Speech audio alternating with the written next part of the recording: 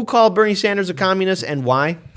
Okay, so we have our good friend James Carville, who Carville, was a political hack and continues to be a political hack through and through. His big thing was, I'm a Democrat in quotes. I'm married to a Republican. Republican, probably pretty accurate. Yeah. Look at us getting along because we're basically the same person with a different letter in front of our name, but here's how we brand ourselves. Anyway, Democratic strategist James Carville has fired back at Senator Sanders after the Vermont Independent dismissed him. And I want to point out really quickly, I'll get back to it in a second, that they say Vermont Independent. It's going to be very interesting why they use that wording in just a second or two. Dismissed him as a political hack in an interview with CNN. I think we actually played that here. We might have not, but we might have. Last night on CNN, Bernie called me a political hack. That's what that's Carville talking on the phone. That's exactly who the fuck I am, Carville told Vanity Fair contributor Pete Hamley in a phone interview, according to a tweet on Thursday from Hamley. Quote, I'm a political hack. I am not an ideologue. I am not a purist. He thinks it's a pejorative. I kind of like it. Interesting. And then he responds, at least I'm not a communist. The pointed attack comes after Sanders had criticized Carville. Man, these guys are so fair and balanced on the news. I mean, they're definitely not letting their emotions enter into the conversation. They clearly don't have their own political bias. Anyway, so they pointed after criticized on Wednesday in response to a barrage of attacks from the former Bill Clinton advisor. Well, Bill Clinton has done nothing wrong in his life, of course. Railed against the direction of the Democratic Party as Sanders gains momentum in the Democratic presidential primary race. At the center of Carville's critique of Sanders is the contention that the senator supports policies on topics like immigration and healthcare that are too liberal to find support from the majority of the country.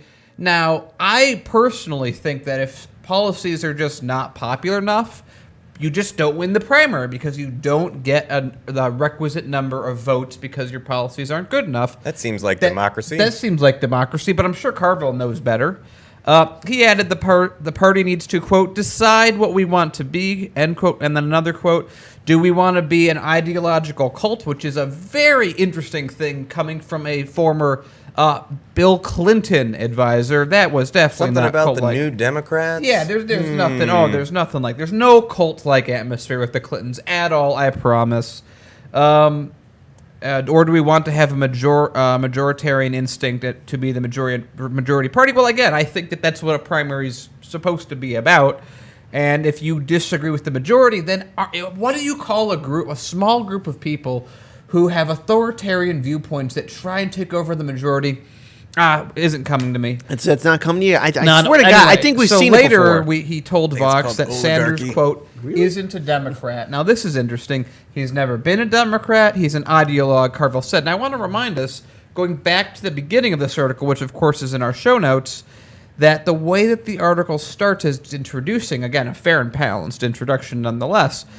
They called it Senator Bernie Sanders after the Vermont Independent dismissed him. So he's not a real Democrat. He's not a real Democrat, even though the Senate website calls him a Democrat, even though he's on the chair. He's one of the ranking members on the board in the Senate that helps elect Democrats. But, reasons and things. Guys, what do you think? Well, first, Bernie's first problem is that he should have gave the Democratic Party, a $300 million check, like good old Republican Michael Bloomberg. The Republican, Bloomberg, in a Democratic primary, but he's buying his way in. Now, he's a Democrat, Daniel.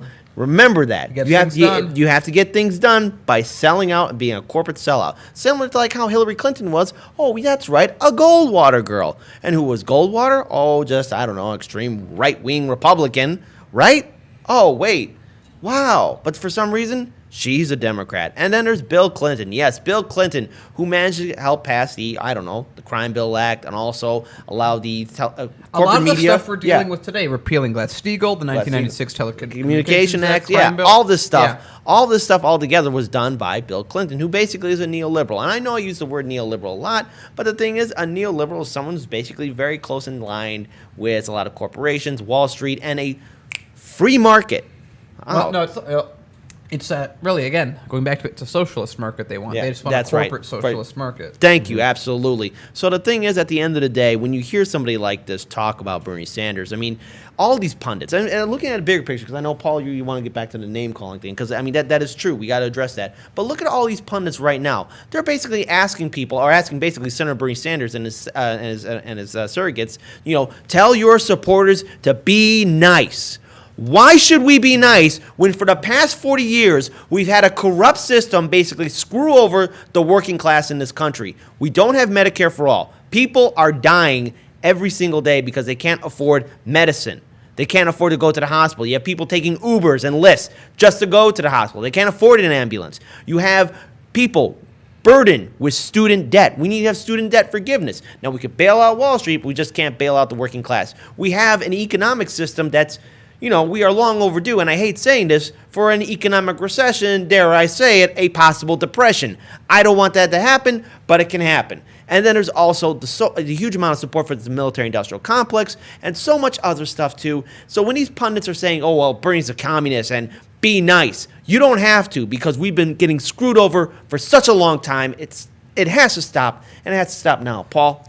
On the one hand, you're right, but I also think that they're sort of shooting themselves in the foot. And so hear me out.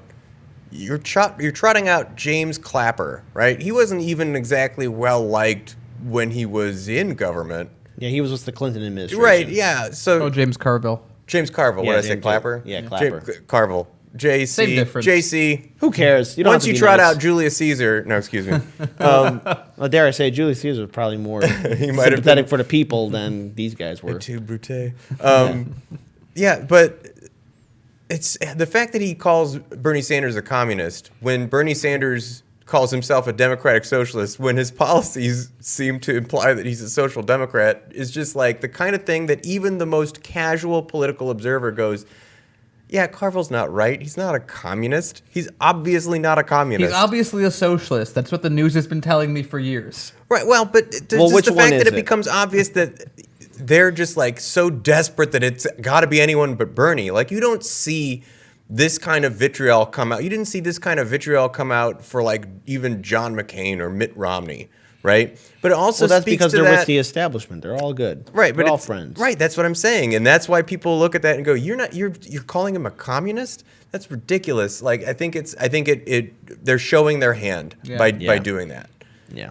Yeah. Absolutely. I mean, I hear another New Hampshire woman going, "Okay, I'm voting for Bernie again." Absolutely. And the thing is, it's not working. In fact, here's the thing. After all these smears against Bernie Sanders, corporate media has that narrative that they want to tear him down and say that he's not a viable candidate. But then people are curious. They probably are going to learn more about him or are going to find out more about Bernie Sanders on their own. And as soon as people read about Bernie Sanders' policies and look into his history, a lot of people are going to see that, yeah, this guy's a lot better than all these other people running in this race.